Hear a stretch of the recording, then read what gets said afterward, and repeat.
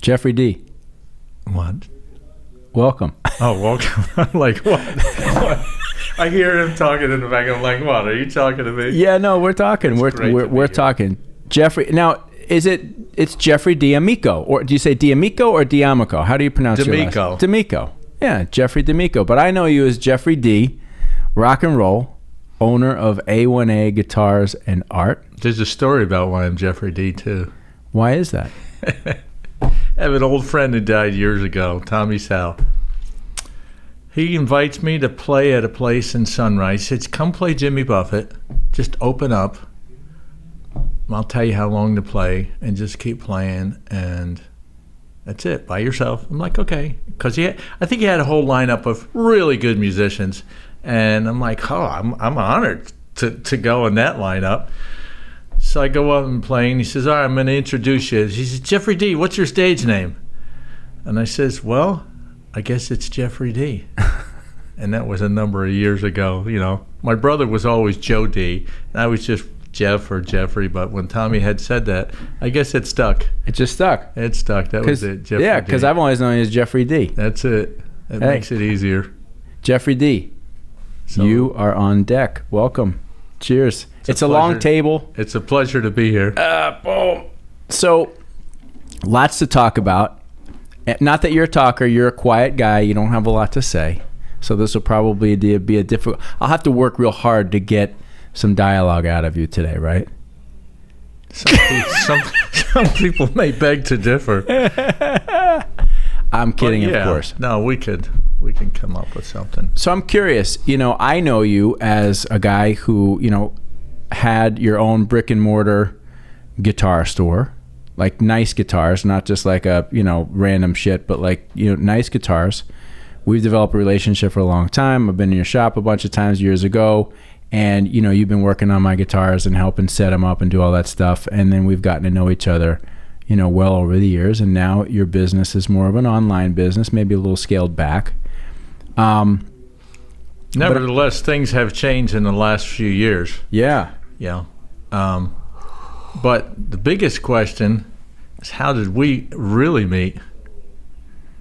How did we really meet? Well, Did we meet before A1A? No. Okay. No. I looked up. I guess I was looking for guitar repair or something, but I looked up online and I found your shop. I found your website. I did a good job. You did, yeah. And this was like 10 years ago, I want to say, in the neighborhood of about 10 years ago. And I remember you did a good job on Google. You had some videos on your website. You were spending time definitely trying to, and this was, before everybody was jumping all over websites and what have you. So I just remember that's how I found you. And then came in your store, and I've known you for a long time. That's awesome, brother. Yeah. Thank you, man. You're welcome. That comes to say with building websites. I built a bunch of websites, music websites, but it takes hours and hours every night going home, because you can't do it during the day. You're working during the day. You're doing guitar repairs. You're doing guitar sales. But you go home and you work on it, and you work on it, and you work on it till 11, 12 at night, and then the next day you go in and you learn. You don't, this is not stuff that I went to school for. Right. But you learn that this is, you need to market your product. And obviously that's your field. You know that. You need to say, okay, what am I going to do to get people in the store? Right. People are not going to follow me from whence I worked before. You need to look for a whole new type clientele. My idea behind that business was a better guitar and a better service. And that lasted for quite a long time before the market started to change. We came in 2008, I thought was when we were looking at a recession at that point. Mm-hmm. That's exactly right. And then by 2011, it was totally like in full bloom. And that's the worst that I've ever seen it. And I started a business. Should have had my head examined, right? Well, being passionate about things and wanting to do your own deal, sometimes you just got to do it when you can do it. There's not always a right time to jump off the cliff. Yeah, I get into that, and it's okay. I got 25 guitars. I could start my own shop, put a little shop together. And I called a friend of mine who worked for Fender, and I said, look, I can't afford your product. Mm-hmm. So, you know, I just wanted to let you know I'm opening a store, but I can't afford to buy, you know, Fender. So he says, well, stand by for 1 second. I got an idea. So you don't buy Fender, you buy custom shop guitars and amps. I says, really?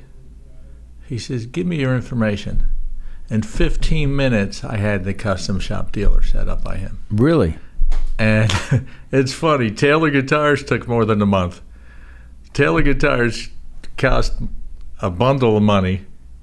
To become an authorized dealer? Yeah, and Fender, in 15 minutes I was done. And with custom shop too, like yeah, which is it was so weird the way businesses were. And as the businesses went on, it got hard. It's hard for a small shop to stay and kind of, you know, keep up with the bigger stores. Very, very hard. You need all kinds of money. And then you can put all kinds of money into it, but it's not guaranteed the customers are coming to buy $3,000 guitars. So it was very hard. So we lasted there 7 years, and it was very lucrative, and it worked fine. But as the market started to change from 2011, you know, it was good. But once we got to about, I'm guessing 17 or 18, I can see the slowdown. Slowdown in guitars. Economy is booming. Mm-hmm. I just saw that slowdown in guitars and people not spending. People my age, 29 and older, that bought 40 and 50 guitars, guess what they were doing? Selling them. Selling them. That age group, that what we were 20 years earlier or even 30 years earlier, that we were buying guitars and making six-figure salaries, that group's not, either they're not making six-figure salaries or they're not buying guitars. Right. And that's what started to happen. Now, the guitar business is still good, but that small niche that was there before is just not there anymore. Hey, do me a favor, bring the mic a little bit closer to your mouth there, like about. I knew that. Yeah, just pull it in. I knew that. Well, you got your ear out, so you can hear your own voice real good. So Stage presence. Yes, that's right. I'm curious, where did the guitar bug start for you? Like, were you a kid? Like, when did you pick up a guitar and why? Well, my stepmother was a guitar player and singer. Okay. So from there, let's see. Dad was a drum and bugle corps guy. Okay. So that was the Garfield Cadets, 1946, 47, 48. They were like the world champions. So he had the music in him. And this is Garfield, New Jersey, yes, right? New Jersey. See, my mom's going to hear this because my mom was really into drum and bugle corps. Now, she was in like Park Ridge and like Saddle River later. Okay. But her dad was in it. So it'll be an interesting connection. Is mom in my age group? I'm sorry, Mom, if I asked it's your okay. age. Mom's got a few years on you. Okay. All right. I was born in 59. So, but anyway, my dad would have been born in, I'm trying to think here. If he was 46, 47, so 35, okay. 36. But so that would be high school time, I think, for him. Yes. So then my stepmother was a singer, guitar player. So, of course, we wanted to do things. We wanted to play guitar. Right. I think my first guitar was like a Sears something that you could hardly play, and the strings were that far. Right. And that goes the same. When I started working on guitars, I said, I'm going to make sure that I don't sell anything where the strings are this far off the frets, and I didn't. Mm-hmm. And I was able to learn how to make that guitar play easy. You know, but in any case, that's kind of where it started, and I started to play at a young age. We all wanted that in the late '60s. We all wanted to play rock and roll, right? And then into the '70s, wanted to be guitar players. But I could never learn fast enough to be a really good guitar player like I am now, because there wasn't anything to learn. We'd buy sheet music, right? $2.25 for yeah, sheet right. Like music. either about sheet music or you had to go take lessons. I mean, that was pretty much it, right? I don't know how these guys well, you look at Ron Wood and Keith Richards and all that. And then, of course, the Beatles. How did they learn? They just had the talent. Mm-hmm. It wasn't much for them to learn. Well, and particularly when you think about like Beatles and Beatles song structure, I mean, those are guys who clearly understand music theory. It's not, they're not just playing 3 chords and blah, blah, blah. Like most Beatles songs are pretty complex in their chord structure, and then they have like modal changes and the melodies. It's I'm a lot of sure it's pretty George Harrison sophisticated. did not read music. I don't know. Yeah, but yeah, their I'm songs pretty are sure. pretty But- complex considering how pleasing they are to the ear. You know, they're not simple musical structures, so they definitely learned along the way. Absolutely. Yeah. Without, So the Beatles was big part of what I listened to. You know, the Stones and oldies. People don't know. A lot of people now say oldies. Oh, you're listening to the Rolling Stones. No, you got to go back further than that, which would be the '50s. Time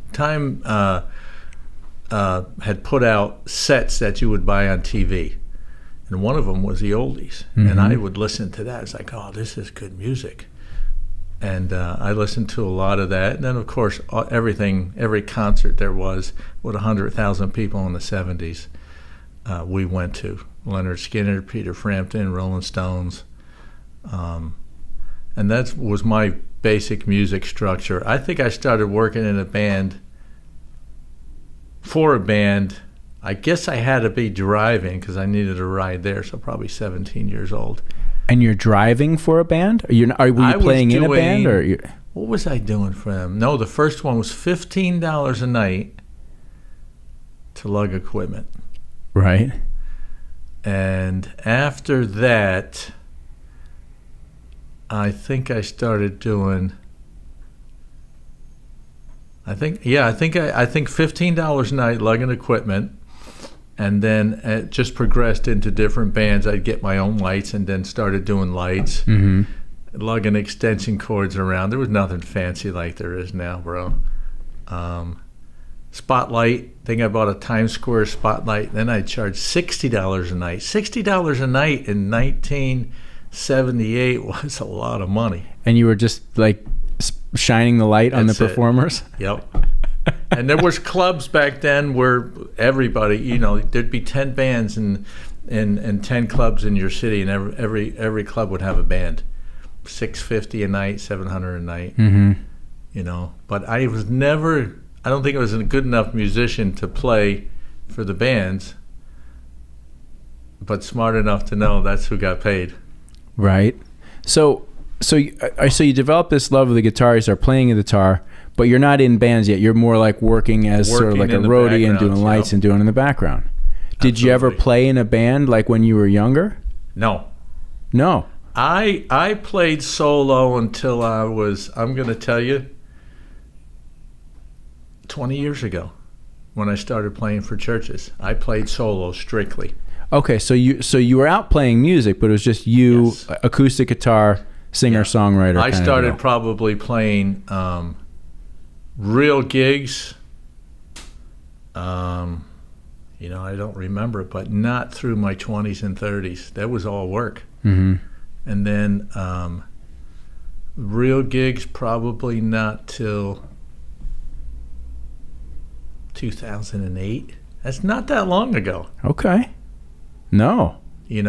With bands, 2002, church. I've been a church musician for 20 years, but real gigs, solo gigs, would be like 2008, 2007. Believe it or not. So why,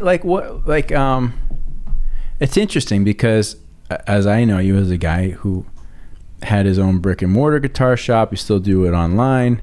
You've been involved in church bands and running live sound and all that stuff. I didn't realize that you were really more of like a technical guy, in terms of the participation with music. I would have thought that you were playing in bands all along, but you were really more doing your own kind of, solo sets. Also you have to look at, okay, how much does a musician make? Right. And how much does I don't know. I'd have to choose a job where I made more money at. Well, car dealers. Okay. You know, because you would make a decent amount of money working for a car dealer. Mortgages. We did mortgages for a while. You know, for a long time. Okay. I was a mortgage broker from the 80s. But, you know, that's where the money was. Musicians are not making money. Okay. You know, if you think for 1 minute that I could have bought a house ever right. and been a musician, I don't think so. Wasn't that, okay, so you always had some other more serious, let's call it career financial pursuit, and Yes. music was something that you were doing along the way. Yeah. And that's how I figured out the guys with the money bought all the guitars. Right? And unfortunately, you know, not that musicians can't afford it, but there's a small percentage, like a small percentage of professional athletes that really make the money, and it's the same thing in music. There's a small percentage of people who make that big money or ever make it, and that's the unfortunate part. At church, there's very few churches that pay musicians, but Really? they pay the audio engineers, and they pay the worship leaders. Really? So if you're in band at any one of these large churches right now, I mean, there's many of them Yeah. that have, you know, full big productions and they have bands. Majority is volunteer. Really? Yeah. Yeah, I mean, I guess so. I mean, it would make sense why that would be the case, but it's amazing. It's tough making it as a musician, isn't it? Oh yeah. So I mean, I didn't want to be. I played guitar, you know, ever since I was a kid, and was in a band in college, and loved it. But at a certain point in time, I was like, all right, I'm getting a little old here. It's time to go get a real job. But that's why we worked a real job. Hey, we can buy a nice guitar. If somebody had a gig, yeah, we'd go do it, but didn't really care if you got paid or not. And that's how we ended up being at church. Is playing okay? So I'm always curious about this because a lot of rock and roll guys end up playing in church, right? And country guys, I guess, as well. Any musicians, men, women, doesn't matter. But I always wondered if you're coming out of, you know, the way I perceive it, being a musician that was playing in a band, you know, probably playing rock and roll or funk or country or, you know, or whatever it might have been, is going into the church and playing church music, is it anticlimactic, or do you find a new enjoyment? You know, because I guess from my perspective, some of the church music was always a little bit like, it didn't have the energy, it didn't have the, you know, the excitement of rock and roll or something. So I always just wondered, is it sort of just like... Well, when I started, and I'll tell you how I got started in a little bit, it was more of slower type songs. Right. And it has evolved over, you know, the last 20 years, more, you know, heavier rock and roll type sounds. How I got started is my brother called me and says, hey, my boss is bringing a bunch of people down and you're invited to this event in Miami. And I said, all right, what kind of event?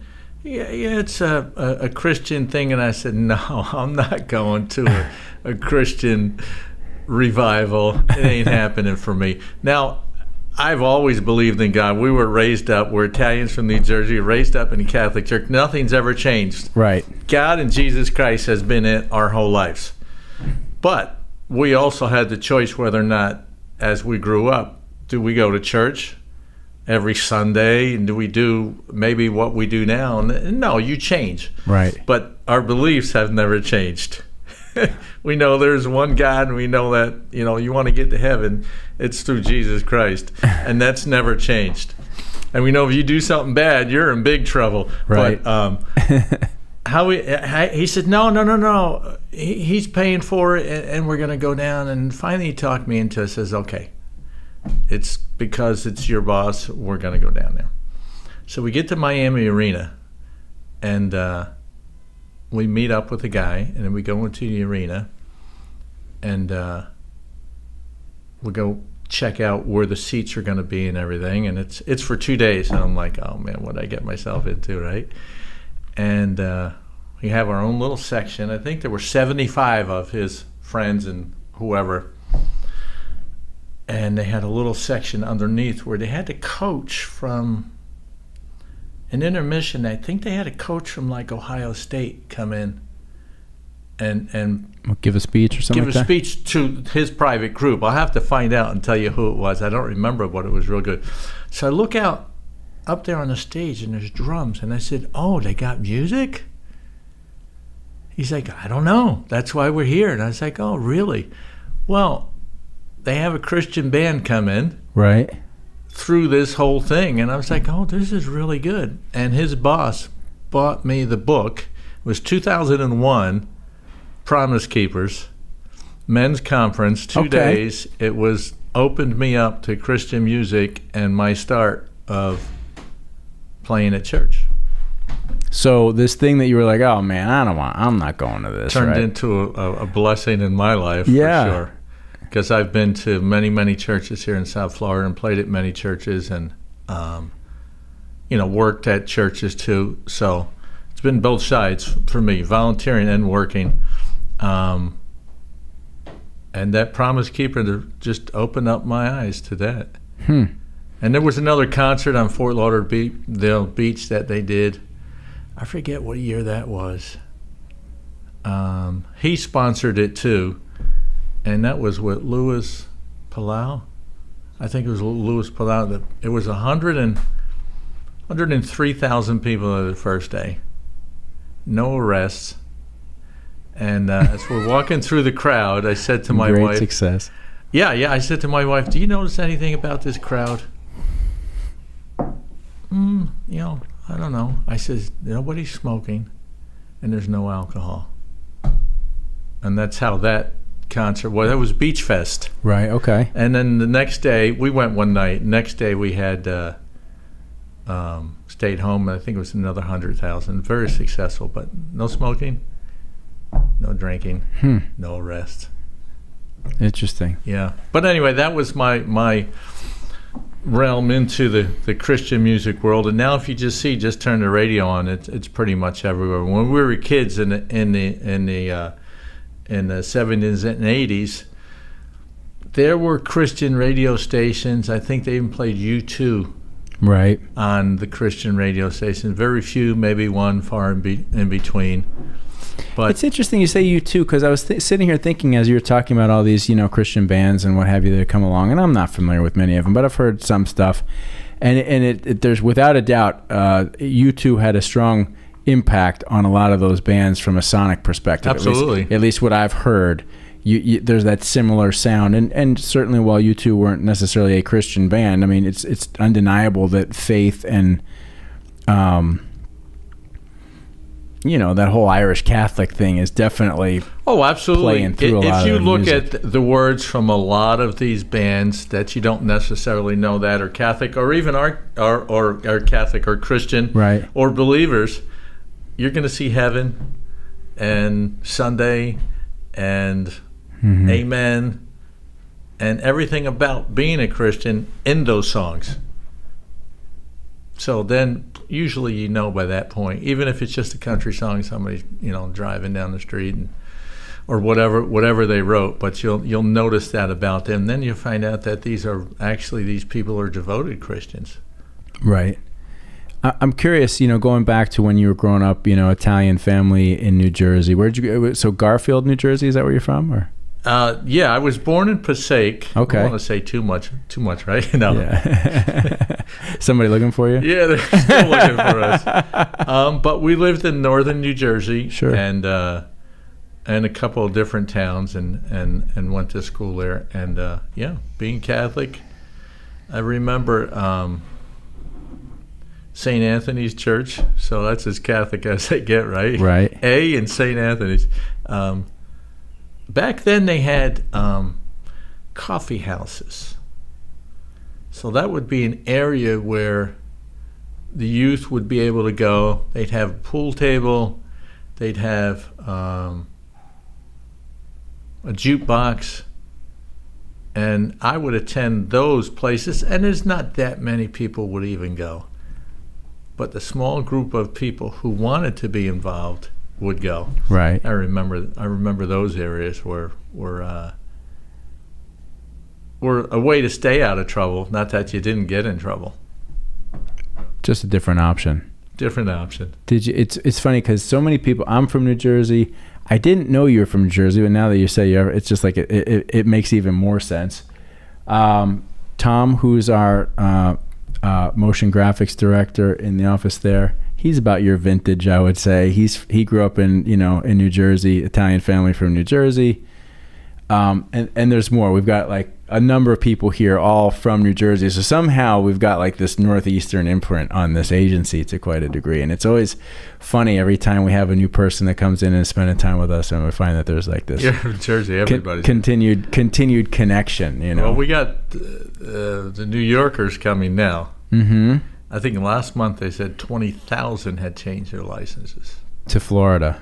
Yes. Yeah. So there's an influx of more northern people coming down now. But in those years, like Florida, we're not moving to Florida. It's where all the old people are. Right. Okay, now we're old. Well, I'm old, right?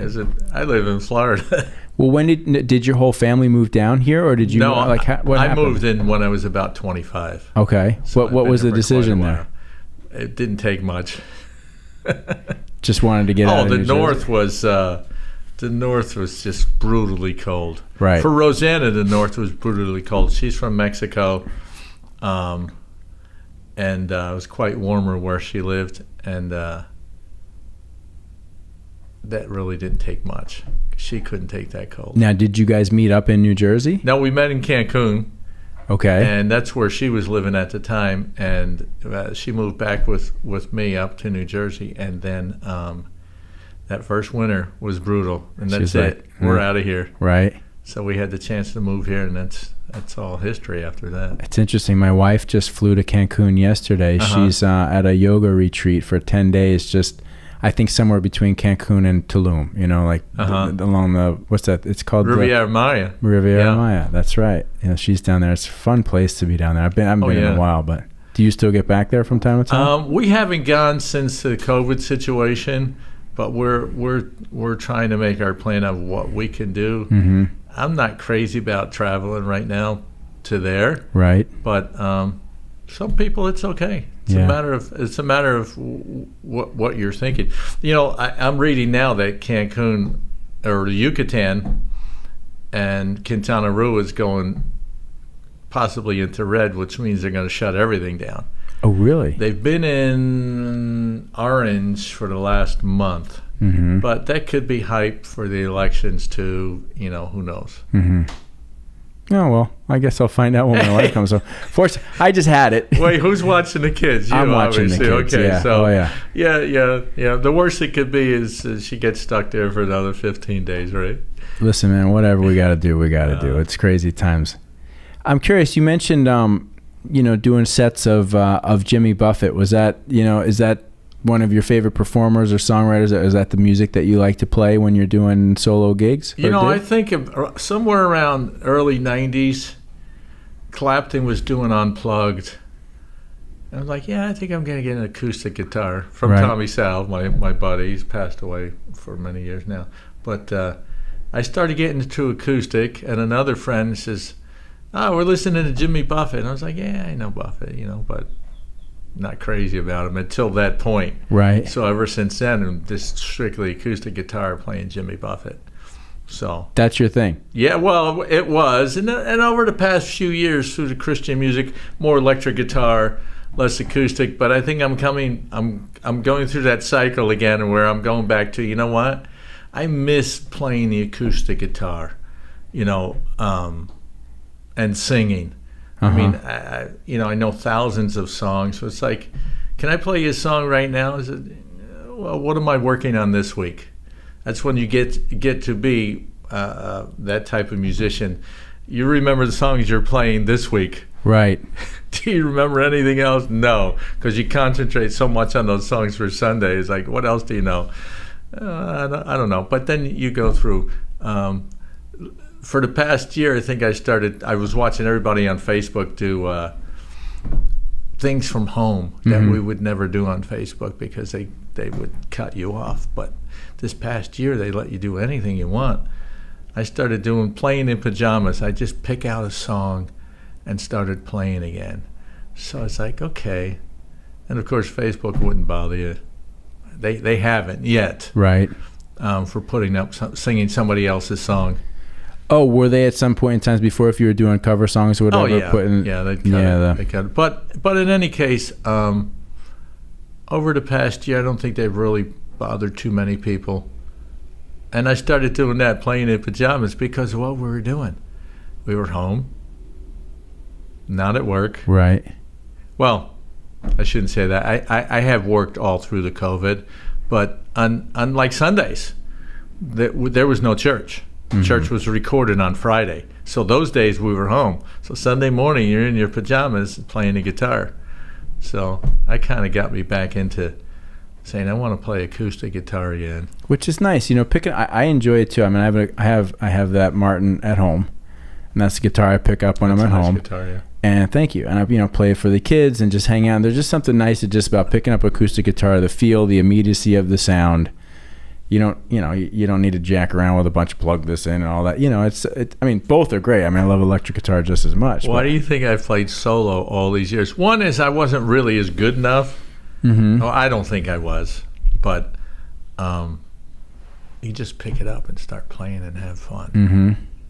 It's such a great instrument. And I know, like the popularity of the guitar, comes and goes, and it's just one of those things that I think it's always going to kind of ebb and flow. And I'm not totally dialed into it, but I know for certain that there are an insane amount of really great young guitarists that you can see on on Instagram and on TikTok. I mean, young men and women who are sick players. I mean, it's unbelievable. I've scrolled through and looked at some of these kids, and I'm like, this kid's like 16 years old and playing at a level that it'll blow your mind. Well, that's how we can learn songs real fast. Right? If I've never played the lead, I'm not as good as a lead player as I am a rhythm, but if I've never played the lead, I'm not learning it in one day.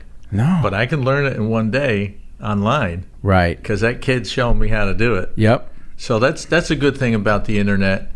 But it has produced a lot of good musicians that are younger, much younger. Mm-hmm. Excuse me. If I had that when I was a kid, I would have been a much better player, or maybe even a studio musician from that time because of the passion that we had for music. Right. But I just could never get that good. There was nobody really around that I knew that would give you lessons. Maybe one person. I did start, there was a place in New York City, Paul Simon and his brother owned it. It was called Guitar Study Center back in, had to have been the early 80s, I guess. Mm-hmm. No, it was in the 70s because I don't think I drove yet. So I would go into the city. I tried to get into, and there was no place else to go unless you would go to college, and I wasn't old enough, right, nor at that point to go into college, but they had a guitar program and a voice program, and the guitar program was full, so I took the voice program. And I never knew anybody who ever went to that school until I owned A1A, probably about 5-6 years ago. I met up with 2 people that actually went to guitar study. Said nobody would even know what it was. Right. But it was one of these places that you could go for lessons, vocal lessons, guitar lessons. There was no place else. There's no online. There's no telephones. So you say it was like, I guess, I mean, that's ultimately what you're saying. It was tough to become proficient at something because there was no education for it. Yeah. Unless you took, like you said, you went into the city or something. Now, I mean, there's no song that you can't learn. I mean, I know when I'm sitting around, I'm like, I'd like to learn that song. I mean, there's 8 million videos that show you how to play everything. Yeah. I love it. I mean, it's fantastic because I'm more of a rhythm player, not really a great lead player, and it takes me a while to pick up some more intricate stuff, right? If it's I can bang that out all day, but some of the other stuff that's more intricate, I need to be able to see how it can, not only hear it, but like look and see how somebody plays it. And you can so quickly see that right now, like any song, you can just be like, oh, that's somebody just shows you exactly how to play it, and half an hour later you're up and running. But that's where being a solo player is actually better for Well, for me or somebody who doesn't know that, because you're singing and playing and strumming. Yeah. And why not Jimmy Buffett? There Right. was one right there. Now, Jimmy Buffett's a little bit older now, and he's slowing down, but they're still playing, bro, and people still find it so much fun, and the songs are fun. Now, he's a writer too, so his imagination for the songs is, amazing, and what he writes about, and that's what makes it fun, and brought his whole claim to fame, which was Margaritaville, of course. I mean, talk about a guy. I mean, he's a billionaire now, isn't he? I mean, he turned I'm sure. he turned. I mean, basically was a singer songwriter kind of kickback dude down in the Keys, right? Mm-hmm. And just turned that into an international, global, brand. I think his story was born in Tuscaloosa or Mobile. I forget. I'm not thinking right now. So he's a golf and then guy. headed down to Miami, and then hooked up a ride with Jerry Jeff Walker to Key West, and then it's all history. The rest is history, huh? Yeah. What's it like, once you worked your way into the whole church music scenario? What's it like? Is it structured? Are the people interesting? Is it God all the time, or what's it like being involved with production? It all and music depends on what you're looking at, but the biggest key is that it's all about Sunday. Right. It's all about God and getting to that point. But the music brings people. Mm-hmm. The music brought me into the Christian scene. It's obviously the American Airlines Arena. Right. The music brought me in, and it's never stopped since then. And I think that a lot of people feel that emotion about music, so it brings them to the church. Interesting. So the music drew you in, and you feel like it's almost like you've like Sunday service. It's a gig, It's like you're building up all week long to this production, right? Do the same things happen? Are there nerves before you go on? Do you get in the zone when you're performing and get like a charge out of it, and afterwards are you like, yeah, that was, we did great? Absolutely. Yeah. Absolutely. I do both. I'm an audio engineer and I'm a musician. Mm-hmm. So I'm doing both. So I see the both from both worlds. And what I do know, that when you're sitting behind the board, man, I said, you want that to sound the best you can possibly make it sound. I want that. Well, I'm a guitar player, so the guitar goes up, right? Yeah. But in my mixes, you can hear every instrument. That's a key. Not everybody likes that. Not everybody does it, but that's the right way. You hear every single instrument. And when I was a musician, I said, when I do more audio, I'm going to make sure you hear that guitar. Mm-hmm. And you can hear those drums, and you can hear the vocals, and you can hear the background vocals, because everybody's a part, and you don't want them hiding in the music. You don't want the sound to be together. You want to be able to hear it. Like when you hear an album, you hear every piece. You hear the guitar here, you hear the drums here. If you picture it like I do, you hear the vocal here, and it's like, how did they do that? Mm-hmm. It just doesn't come all at one mush, but they separate the sounds, obviously, through studio. And to do it live is a little bit harder to get that way, but, that's just part of it. Now, being a musician from the other side, you try to turn the blinders on to the sound man. You're like, what's it sound like? It's like, he didn't do a good job. But no, it's a lot of fun. It's fun to watch the people's emotion. I remember doing a Saturday gig once down in Miami, and it was for like a recovery type program. I don't remember what it was, but I remember singing a song and just watching the people. And the other thing is, people look at you on the stage like you're somebody. So obviously you have to act like it. Right.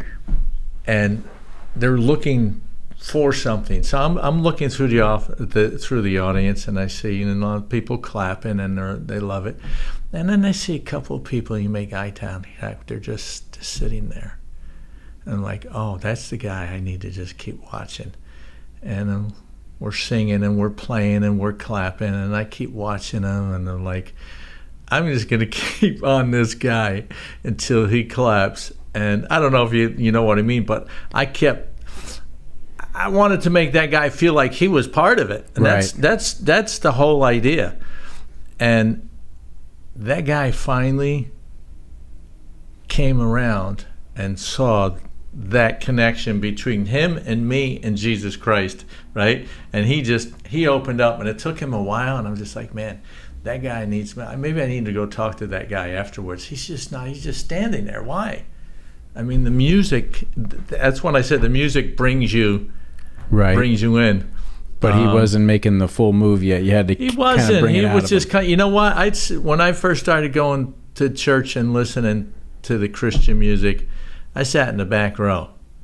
When I joined the band, I sat in the front row. Mm-hmm. There's a big difference there. So, no, but that's the thing, and we have talked about it at church.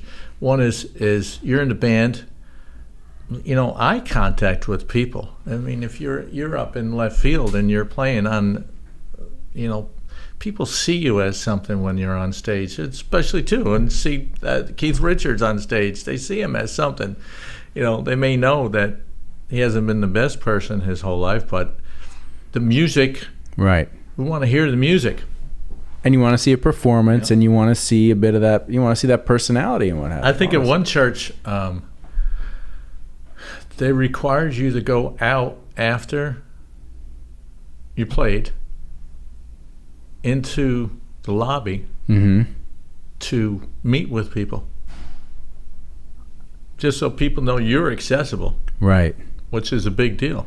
Well, you're a part of the experience. You're representing this experience, and it's like it's an extension of everything that just happened to make people connected to it. I think we used to do gigs. We did Starbucks, Jamba Juice, all these places that people would congregate. We would go there and play, and it's not necessarily play Christian music on those days, right? But as a church group, we would all go. I don't think you ever saw any bands at Starbucks. No, and I'm in and out of Starbucks quite frequently. Yeah, that was a rarity to do. Mm-hmm. We did more than one. What I've often seen you post a lot on social media. Don't do life alone, which I think is a cool. Don't do life alone. I've been doing that for years. Yeah, man. which I think is a cool message. I mean, I think a lot of people make the mistake of feeling like they have to do life alone for some reason, and it is so much easier when you're able to share your joys and successes and/or your problems and burdens with other people. It makes you feel better. Time for church. Don't do life alone. Yeah, and I think that's the key. You see a lot of people looking for something when they come to church, right? And there are people there that want to help you, and I think when people are desperate, they head for church, but maybe that's the right time anyway. Mm-hmm. Well, I mean, if it gives a positive impact on their life and makes a difference, it doesn't matter. I guess it doesn't matter when they come or go. I'm curious. You've been through some. I'm not sure if you want to talk about it or not, but I know you've been through some personally challenging situations, and I'm wondering how. Which one? Huh? Which one? Well, you had cancer. Okay, you had cancer. Yeah, that's the only one I know about. I don't know about other stuff. Okay, yeah. Hey. I was never convicted, right? All right, cut that one out. No, I don't know any of that shit. Edit that one. Yeah. No, but all right. So let's see. That's coming up June 5th. Believe it or not, and that would be. Let's see, this is 2011. I'm thinking 2010, so maybe 11 years. Right. June 5th, because you remember those dates. Yes. August 24th. Do you remember that date? No. I know it's my... Hurricane Andrew. Oh, no, I don't know. But I wasn't down here. These are dates, right, sure. But Hurricane Andrew was the day I got my neck operated on. but it wasn't Hurricane Andrew Day. It was the 24th. So you remember these dates. Right. So June 5th is the day I found out that I had cancer. But that's going to be 11 years ago. So I think it's 2010. So I got my neck operated on. So what kind of cancer did you have? The cancer was in the parotid gland. Okay. So that was, I'm trying to think, it was T3N1. I don't know. You know what? They never even told me for a while. I said, well, nobody ever told me, like, what stage, like, was my cancer in. I just had the operation and moved on. But I believe at this point it was stage 3. And it was moving along. But I was never sick. Right. Just felt a big lump in my neck. And I realized at that point, most people don't survive head and neck cancer. Mm-hmm. So I think that my faith and my belief in Jesus Christ and where I was in my life, I was fine with it. You know, it's like, okay, you know, this is gonna happen. The only thing that I'm afraid to die is it gonna hurt? Right. But we know everything is okay at that point. So that's what I believe. So 4.5 years later, I got another lump on my neck. I'm like, okay, this is not good. So we went there, and the same thing had metastasized into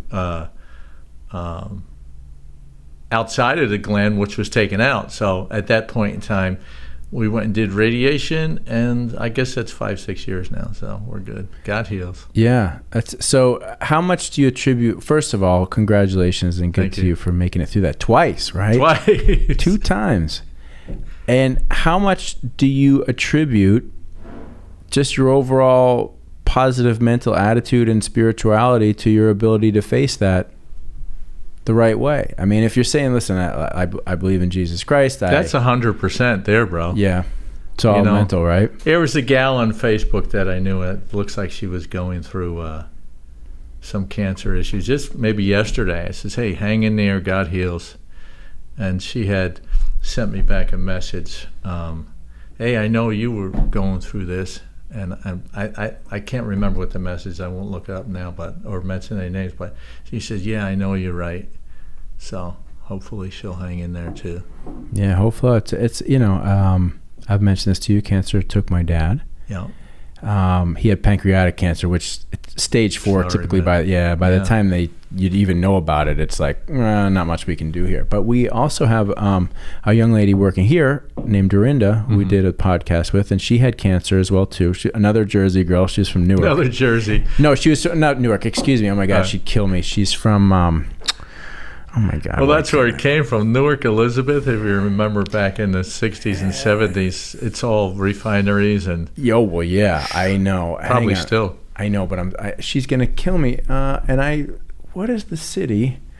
It's in Jersey, right across the water. You take the tunnel under. I'll think of it in just a second. I'm embarrassed to say, because I've been to this city where she grew up in New Jersey a million times. Anyway, really great lady, and she beat it as well too. But I mean, for her too, it was positive attitude. She just had a great attitude through it the whole way, and was able to go through through chemo and everything, and made it through. And there's a lot to be said for.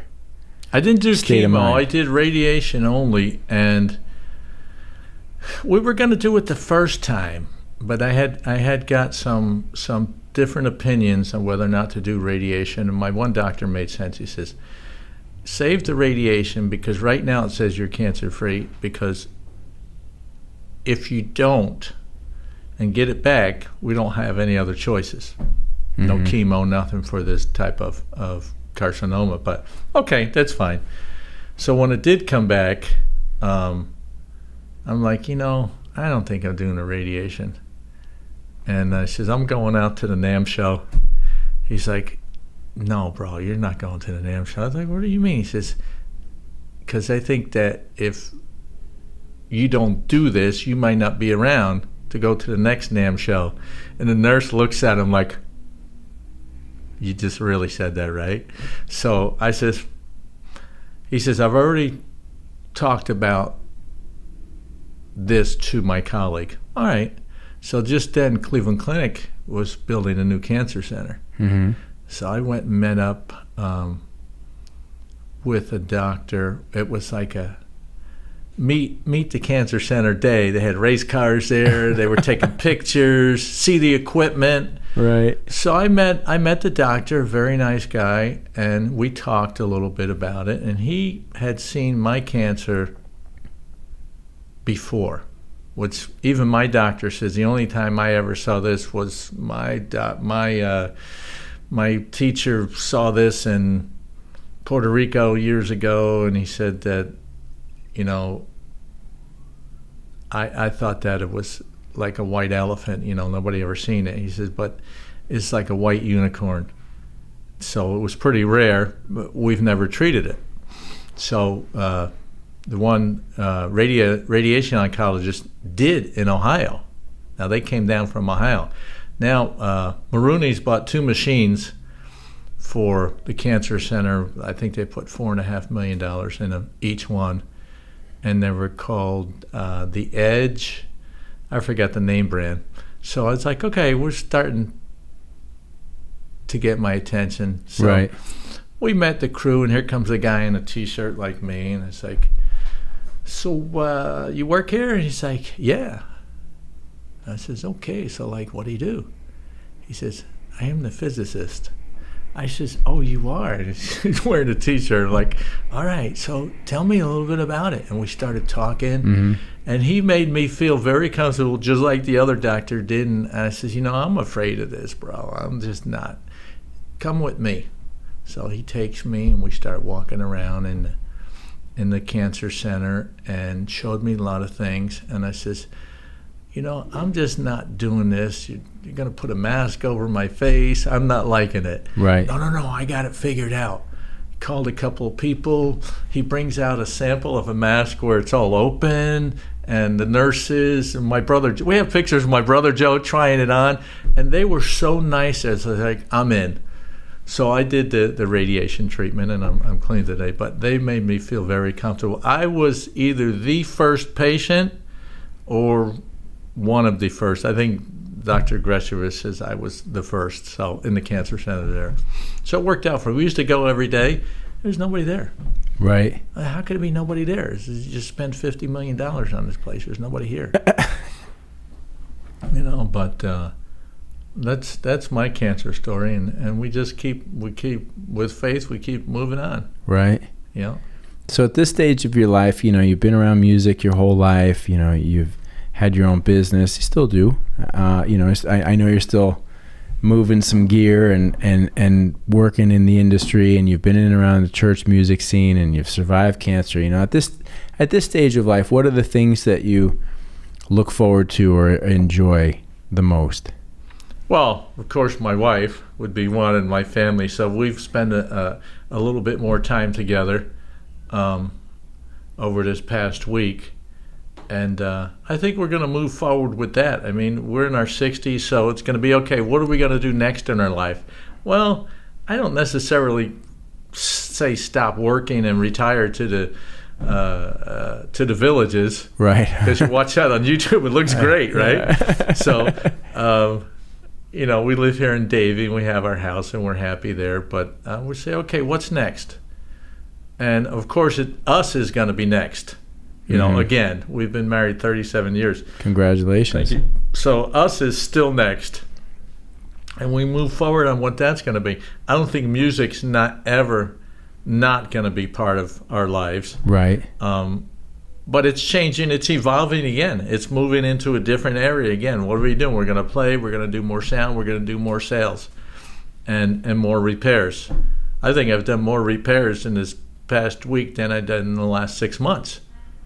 Just have a little bit more time, and that's what we're moving to. Is okay, you know, I'm not saying it's the funnest thing to do, because it's work, but sure. I know how to do it. Yeah. It actually makes it fun when you know how to do it.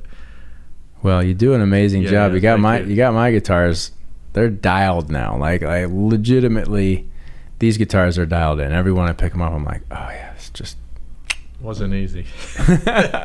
I say that, but no, I actually have fun doing it. But you know, sometimes like, all right, I'm getting paid to do this, but you know what? I made that guitar right. Mm-hmm. and I made that guitar really good. And I know that whoever's, well, let's say yours, I know that guitar's right. It's like, I know he's going to enjoy playing it. And that's the satisfaction from that. And that's the satisfaction you get from playing music when you see somebody at church and they're laughing and they're clapping and they're smiling. But then in the second, it's also sad when you see them crying. Right. You know, it's happened to all of us. But the music shows the emotion, and so does fixing it. Your amp was one. We looked at it, you know, and if it's making sound, let's see if we can tweak it. And the guitar too, you know, even to the jack is loose. The truss rod needs adjusting. But when I do a guitar, I don't know if you see me from start to finish, you know that it takes a while. Yeah. But it goes through every single part. Starting when first you play the guitar and see where you're at. How's it playing? Well, it plays okay. Is the neck straight? You know, and then you start taking the strings off and doing the frets, cleaning the board, cleaning the nut, tighten every single screw on it, tighten the tuners. People don't realize the tuners, they loosen up. You know, acoustic guitars, the whole thing's vibrating. Yeah, they loosen up, just like nothing. It's like I've taken guitars apart where the tuner's fallen off. I was like, how was this guy playing this guitar? Because I loosened the string and the tuner's fallen off. Right. You know, and then go through every single thing to make that guitar back to once it was, like it came the day that you fell in love with it and said, oh, I'm buying this guitar. Because it had new strings on it, and it sounded wonderful, and it played wonderful. Now you got to get it's a piece of wood. You got to get it back to what it was like, and that changes with the weather. Mm-hmm. Just like sound changes with the weather. Why is my mic feeding back? Well, it's 89% humidity today. Well, it didn't feed back yesterday. Well, yesterday was 40%. What does that have to do with anything? We'll talk about it later, right? Why does it sound different in the back of the auditorium than in the front? You know, why can you not hear certain instruments or certain things at a difference? Yeah, and it makes a difference, and it starts with starting to figure out what the theory of sound is. And some people are like, I just push the faders. No, bro, I'm sorry, you don't just push the faders. That's why it sounds good. Well, and that's why you do such a good job with what you're doing, because you know it's more. There's a lot of details. You put a lot of pride and attention to detail into your craftsmanship, and it's definitely noted. And I will say that I greatly appreciate it. And I've got some cool things to talk to you about as well too. Some opportunities. Very cool. Cool, Jeffrey D. Thanks, man. Oh, God bless you, man. God bless you. I'm out of coffee. I'm out of. We need more coffee. This is my last sip, so we'll wrap it up here. We'll go get some coffee, and then we'll see what's next. Peace. Peace.